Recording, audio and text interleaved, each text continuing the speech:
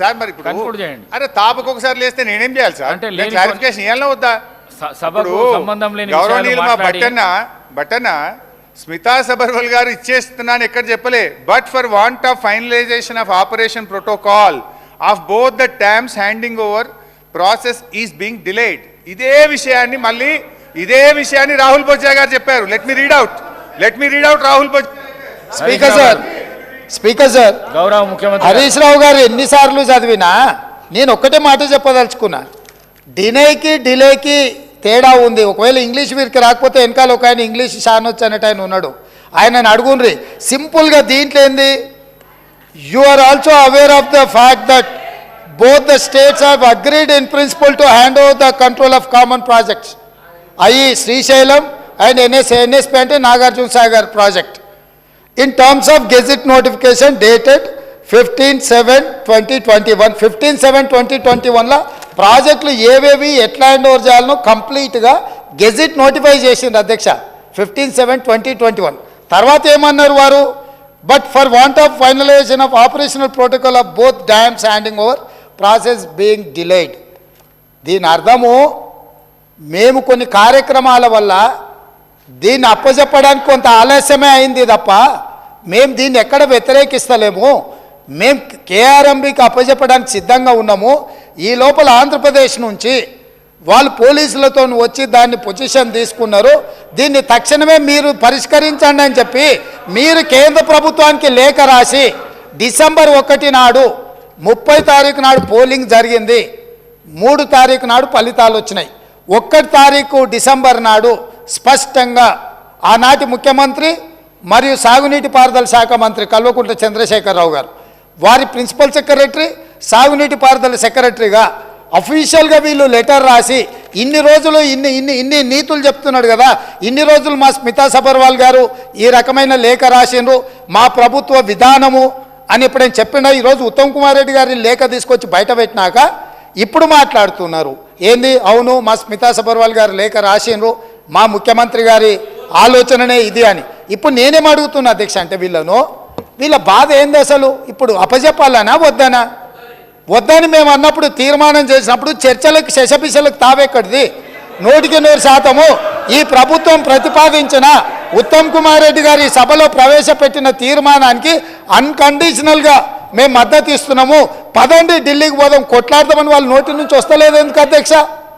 అసలు వాళ్ళ నాయకుడు ఎందుకు రాలేదు, ఎందుకు ముఖం చాటేసిండు అంటే ఈరోజు ఇక్కడికి వస్తే వీళ్ళకెవ్వరికి విలువ లేదు అధ్యక్ష. పార్టీలో వీళ్ళ మాటకు విలువ లేదు, మనుషులకు విలువ లేదు.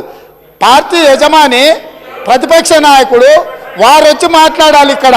వారు ఎందుకు ఈరోజు ఇంత ముఖ్యమైన కృష్ణానది జలాలకు సంబంధించి శాశ్వతంగా తెలంగాణ రైతాంగం జీవితాల మీద మరణ శాసనం రాసే పరిస్థితులు ఉత్పన్నమైతే వారు సభలోకి రాకుండా ఈ సభలో జరుగుతున్న చర్చలో వారి అభిప్రాయం చెప్పకుండా వీరు చెప్పే అభిప్రాయానికి ఎలాంటి విలువ లేదు. వీళ్ళు ఎంతసేపు మాట్లాడినా ఈ మాటలకు ఈ చర్చలకు ఏమాత్రము చట్టబద్ధత లేదు. కాబట్టి ఇప్పటికైనా మీరు వారికి సూచన చేయండి, లేకపోతే సభ వాయిదా వేయండి. చంద్రశేఖరరావు గారిని సభలోకి రమ్మనుండ్రి. చంద్రశేఖరరావు గారు వచ్చినాక, ఎందుకంటే ఈ 10 సంవత్సరాలు జరిగిన పాపాలకు వారు కారణము.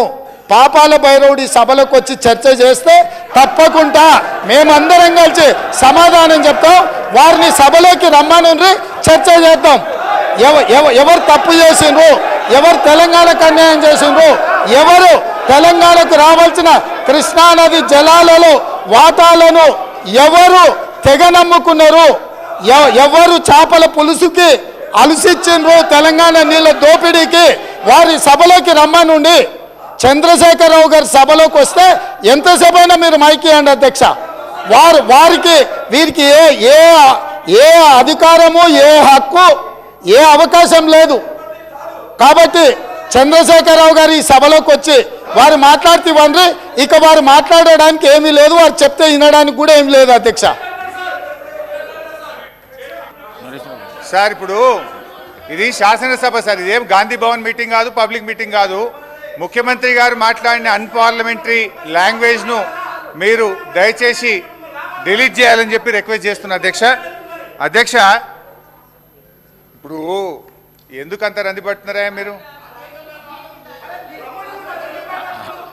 హరీష్ రావు గారు అధ్యక్ష ఇప్పుడు లేలే మాట్లాడు కాదు, డిస్కషన్. రెండు విషయాలు అధ్యక్ష. ఒకటి ముఖ్యమంత్రి గారు ఒక విషయం చెప్పిండు, దీనికి ఒప్పుకుంటున్నామా ఒప్పుకుంటలేమా, మూడు సార్లు చెప్పినా దానికి మీరు డిస్కషన్ను వేరే విధంగా తీసుకోపోతే అది ప్రాబ్లం అవుతుంది సభకు. దయచేసి కన్క్లూడ్ చేయండి మీరు.